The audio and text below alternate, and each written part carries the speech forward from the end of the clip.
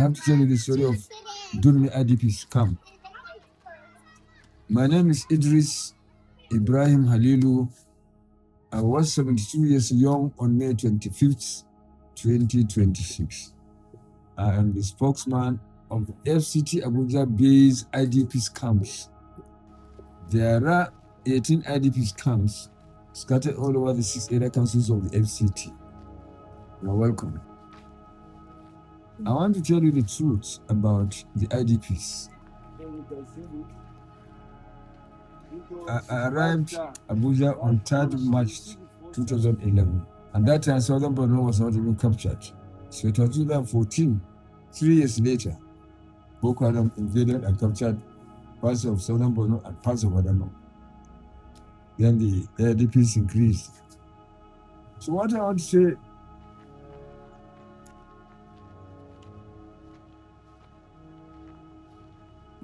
the IDP phenomenon in Nigeria, ignoring the IDPs does not augur well for the future of this great country. Ignoring the IDPs is going to add more problem to Nigeria than solving problem. As a privileged man that I am, privileged to go to school, privileged to go, cannot access food. You can imagine how a kid, a suckling baby, and others will access food. So what am I saying? 99% of the food we eat, or 99.5% comes from individuals, not the government. Who am I to criticize the It's a leader, that's all. What of these agencies that was created to, and they are giving budgetary allocations?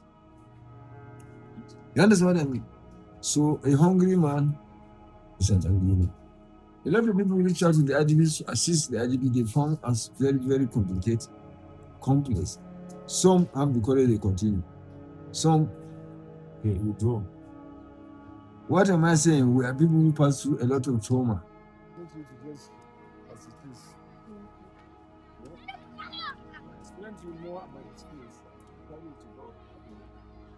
Women that escaped 10 years ago deliver babies with trauma.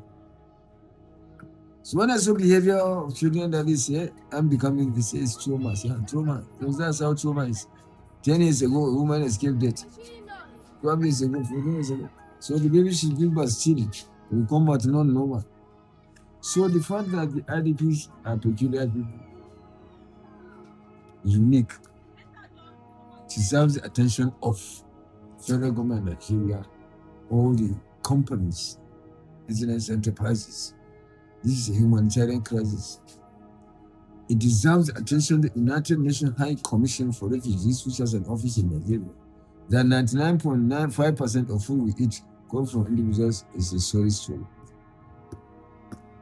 And then, as I told you, this classroom was built by 3 NYAC members. Oyekola is a girl, Olawumi Ibrahim is a boy, Ibrahim Idris Halilu is a boy. 2 boys, 1 girl built this classroom. 2016. But look at what government built. How can you come and build a classroom with bamboo? Are you in a zoo? Isn't it a shame that 3 young people will build this? Then the government, in collaboration with Flexible Foundation, build that bamboo classroom. Am I talking? So this is actually the predicament, the IDPs. So people used to ask me, Baba, what is the way out? I cannot say I cannot provide solution or advice, but I always say one thing: no one man, no single individual, no organization can help the IDPs. It is so worst because we are about 60,000, 35. The government said that something thousand, but I know we are above 60,000 IDPs in Abuja alone. So it needs a multi-sectoral approach, multi-sectoral partnerships. Experts will come into it and assess you enormity in the problem. You understand? Anyhow you approach it is going to require a good approach. I'm talking about When you quench someone with fire, some before you quench it has done with destruction. That is what I mean. So there should be a proactive approach. What am I saying? I'm saying that a lot of us have gone into unwholesome behavior, into criminal issues. That is dangerous. An ordinary human being becoming criminal is one thing, but a demented human being becoming criminal is more dangerous. So since we are victims of trauma and stigmatization with the Nigerian society, we are more dangerous than the normal criminal. The normal criminal may commit something and repent. Maybe hunger, maybe youthful exuberance, maybe peer pressure. Then I want to wear the clothes, he does it. He may just say, what I'm doing is bad. But not the IDPS. Once they take it, no problem. Why is this so? Because we are not seeing, I'm sorry to use these words, we are not seeing God in action. It's bad. Not in Nigeria.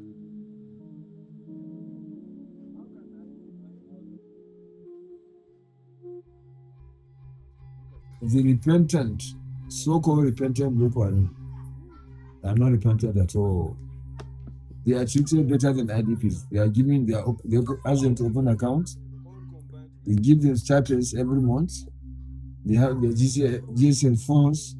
They used to give them startup capital, and to start business, not the victims.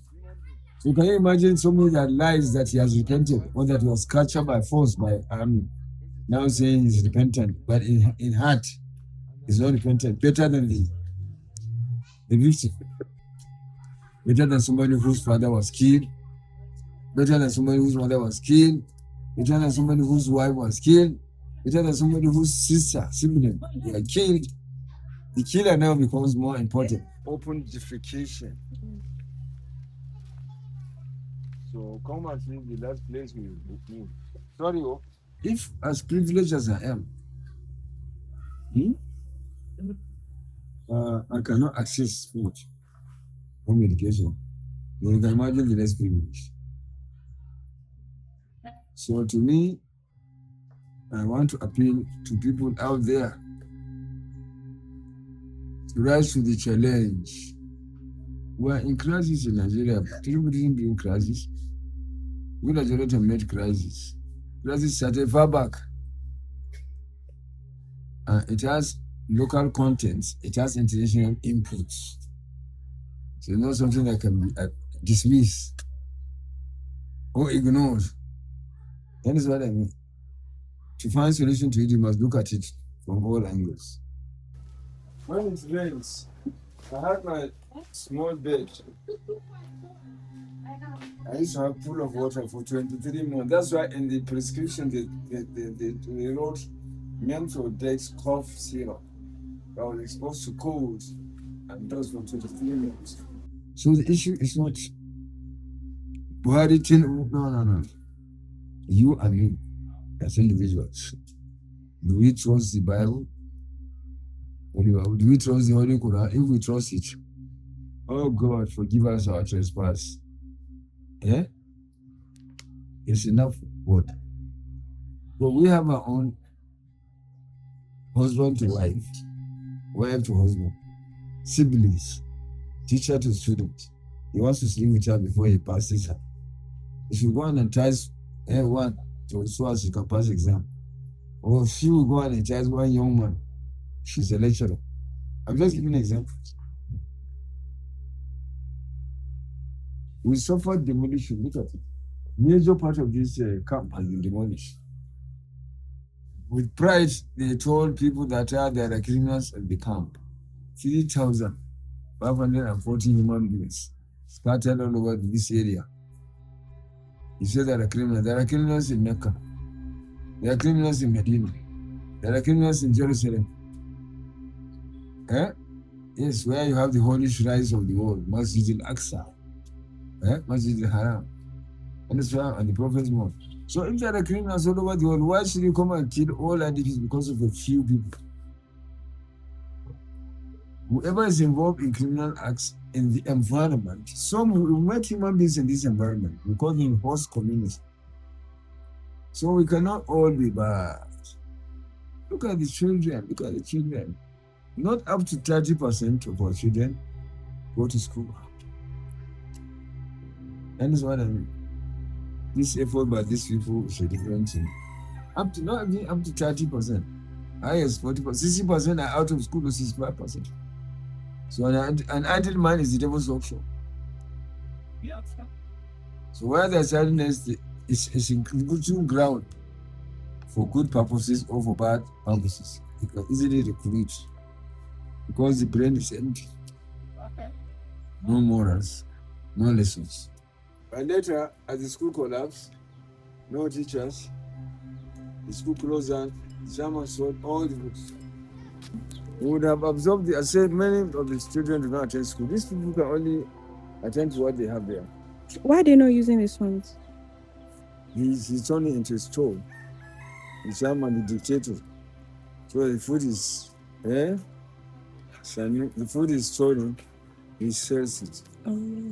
He used to sell it in the night, now he started selling it in the afternoon. He doesn't fear anybody. The wife of president selling 100 bags of rice, he sold 70. Not ex-president, was serving president. That's what I mean. Koza Church, Modele, Kotoimbe, and the other send it. 11 Jumbo Ghana must go.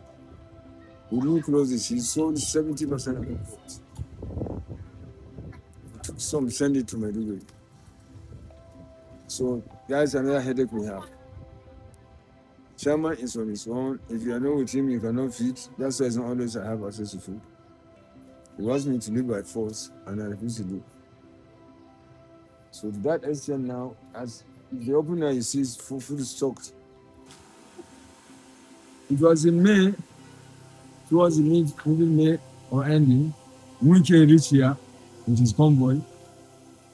And he stopped over maybe for about 20 minutes, left. I was told that he's in. To our shock and dismay, the demolition squad reached out to here in less than a week or 2 weeks after his visit. So all this environment for about 7 hectares of land were occupied by the IDPS in Durumi, which is now demolished. You can see it. This wall, you see that wall built. There was no wall there. Sometimes the demolition to satisfy the landowners so they can sell their land. They didn't give us notice for 1 week. 1 year notice, 6 months notice, 3 months notice, not even a week notice. So most of us live outside. So if a minister can effect such demolition and nobody challenges it, nobody has asked it, where is the Human Rights Commission of Nigeria? National Human Rights Commission of Nigeria? Why is the Federal Ministry of Justice, Citizens' Rights Department? I don't know how they were withered. I would have reached out to them. I would have reached out to the media houses. Because the people need intervention. People sleep it outside. People that cannot feed twice, 3 times in a day, you know, demolish it.